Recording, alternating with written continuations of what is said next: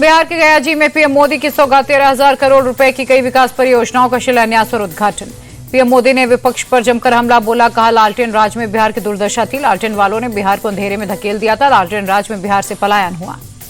समारोह में सीएम नीतीश ने पीएम का हृदय से जताया आभार। कायन प्रोजेक्ट से बिहार को काफी फायदा।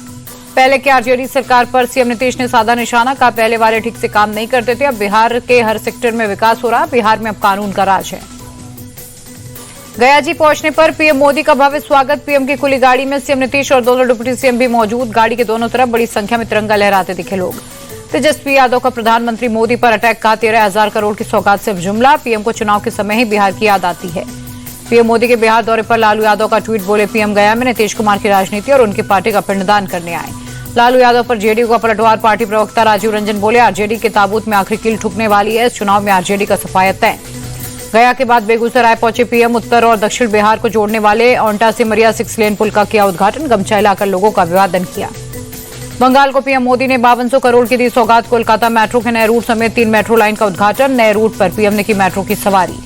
पीएम मोदी बोले जब तक टीएमसी रहेगी तब तक बंगाल का विकास नहीं होगा। बीजेपी आएगी तभी विकास होगा। बिहार में राहुल गांधी के मतदाता अधिकार यात्रा का छठा दिन। मुंगेर के जमालपुर में राहुल की यात्रा में उमड़े समर्थक। मतदाता अधिकार यात्रा में मुंगेर में गरजे राहुल, कहा वोट चोरी की वजह से हमारा गठबंधन लोकसभा चुनाव हारा। बिहार में एक भी वोट नहीं चुराने देंगे।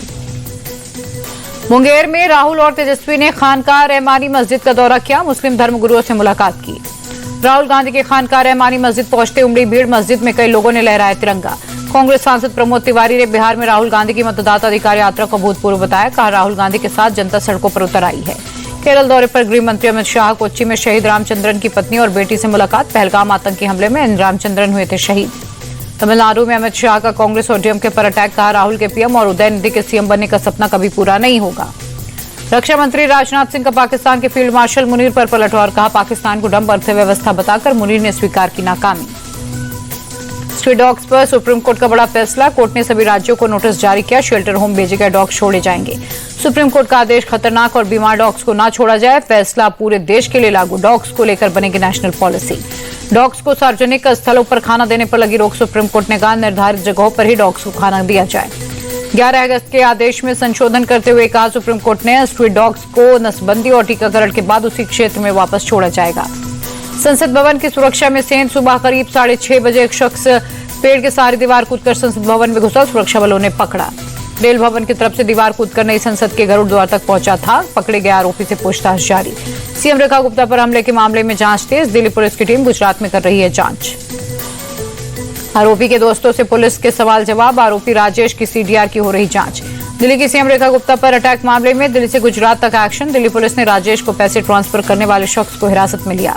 नई तमरा दिल्ली के स्कूलों को धमकी का सिलसिला आज फिर। द्वारका सेक्टर 7 में स्कूल को बम से उड़ाने की धमकी। जांच में कुछ भी संदिग्ध नहीं मिला। अहमदाबाद के 7th डे स्कूल के खिलाफ भी एफआईआर दर्ज। गंभीर लापरवाही के मामले में क्राइम ब्रांच ने दर्ज कराया एफआईआर। स्कूल में 10वीं के छात्र की हुई थी हत्या।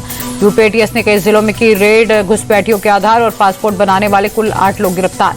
गिरफ्तार आरोपियों को लेकर एडीजी अमिताभ यश का बयान, का यूपी बिहार बंगाल दिल्ली एनसीआर तक फैला है आरोपियों का नेटवर्क। यूपी में फर्जी दस्तावेजों के जरिए रोहिंग्या बांग्लादेशियों को बसाने की साजिश का खुलासा। गिरोह के 8 आरोपी गिरफ्तार। आरोपियों के पास से फर्जी आधार और इलेक्ट्रॉनिक डिवाइस बरामद। बिहार बंगाल समेत कई राज्यों से गिरोह के तार जुड़े। बरेली में सरतन से जुदा नारों पर एक्शन। पुलिस ने एफआईआर दर्ज किया। आरोपियों की तलाश जारी। गुजरात के पोरबंदर में भारी बारिश से जलमग्न हुई कई गांव। ड्रोन तस्वीरों में कैद हुआ नजारा।